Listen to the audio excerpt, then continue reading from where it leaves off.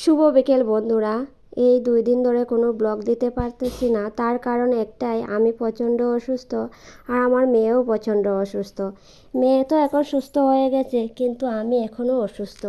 তো আজকে যে ভয়েস ওভারটা দিতেছি অনেক কষ্ট করে দিচ্ছি।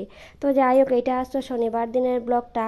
শনিবারে সব কিছু পরিষ্কার করতে লেগে গেছিলাম, শুক্রবারে যেহেতু আম্বকুচি ছাড়ছে, আর যেহেতু ঘরে একটা বাচ্চা আছে অনেক কাপড় তো থাকবেই।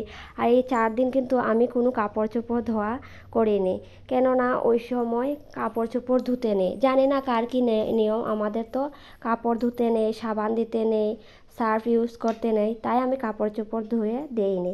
তো শনিবারে লেগে গেছিলাম সব কিছু পরিষ্কার করতে। আর এদিকে আমি একটা ধোয়া বেড কাভার বিছানায় দিয়ে দিলাম, তার নিচে দিয়ে দিলাম নেপথালিন। নেপথালিন দিলে কি হয় বলো তো, বিছানার মধ্যে একটা আলাদা সুগন্ধ থাকে, তারপরে পোকামাকড় ওঠে না, পিঁপড়ে ওঠে না, তার কারণে কিন্তু। আর বেশ ভালো লাগে ঘুমোতে, বেশ ফ্রেশ ফ্রেশ লাগে। আর এদিকে দেখো আমি কতগুলি কাপড় ধুয়ে দিছি, এত বেশি কাপড় ধুয়ে আইছি যে আমার নিচে মেলে দেওয়া জায়গা আসো না, আমি কিন্তু ছাদে মেলে দিই। আর এদিকে সকালে জলখাবারে ম্যাগি বানিয়ে গেছিলাম, প্রচণ্ড খিদে পাইছিল। আর এদিকে সূর্যদেব আমার উপরে ক্ষেপে আছে, উনি দেখি বৃষ্টি নিয়ে আসছে। এই দেখে আমার তো মনটা ভীষণ খারাপ হয়ে গেছিলো, কেননা এত কাপড় ধুয়ে দিছিলাম যে আমার ঘরে মেলে দেওয়ার জায়গা নেই। তো যাই হোক, বৃষ্টি তো দিল না, অল্প একটু বৃষ্টি দিয়ে উঠিয়ে নিল আমার দুঃখ দেখে।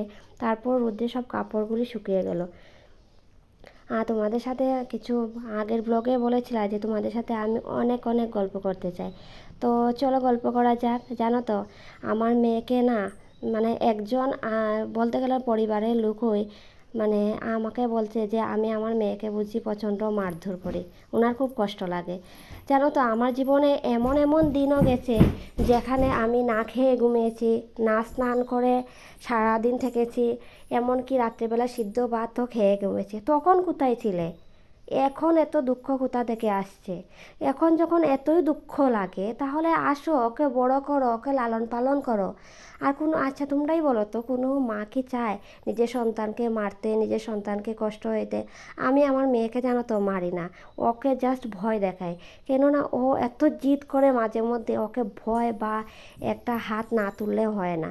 হাত তোলা কি, ওকে কিন্তু জুড়ে মারি না আমি, জাস্ট ভয় দেখানোর জন্য একটু শরীরে টাচ করি হাতটা। এইটাকে ওরা এক একজন লোক এত বড় রিয়াক্ট দেয় আর কি, মানে না জানি আমার মেয়েকে মেরেই ফেলে দিচ্ছি।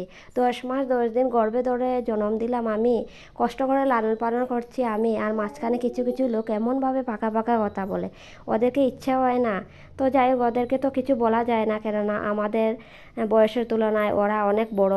তো ওরা অভিজ্ঞতা অনেক বেশি। তো অভিজ্ঞতা ওদের কাছে, আমি তো মা, আমি তো আমার সন্তানকে কষ্ট দেব না। তো তোমরা কেন, মানে কেন এরকম কথাবার্তা আমার শুনতে লাগে, ভালো লাগে না। তো যাই হোক, এটা হচ্ছে আমার মনের কথা। তো আমার খুব খারাপ লাগছিল, আমার বড়মশাইকেও বলেছি, তো ও কিছু বলেনি। তো যদিও এই মানে ব্লগের মাধ্যমে যদি কিছু শুনে, তো শুনুক, আমার কোনো যায় আসে না। কেন বা আমার সন্তানের নামে এমন বলবে? আমি তো কষ্ট করছি, আমি জানি আমার সন্তানকে আমি কিভাবে মানুষ করছি। তো কেন মাঝখানে এসে ফাঁকা ফাঁকা কথা বলে কিছু লোক? তো এদিকে দেখো, আমি দুপুরবেলা রান্না সাইডালে ইসলাম, 4-5টে ডিম ভাঙছি। 5টা ডিম ভাঙার পরে 6 নম্বর ডিমটা ভালো আসলো, বাকি 5টাই তো খারাপ আসলো। তো একটা ডিম দিয়ে অল্প একটু ডিমের ঝোল রান্না করছিলাম, আর করছিলাম রামাস ভাজা, আর একটা করছিলাম নিরামিষ তরকারি। তারপরে খাওয়া দাওয়া সেরে তারপরে লেগে গেছিলাম কাপড় গুছাতে। তো আজকের জন্য ব্লগটা এখানেই শেষ করলাম। টাটা, বাই বাই, দেখা হইব আর একটা নতুন ব্লগে।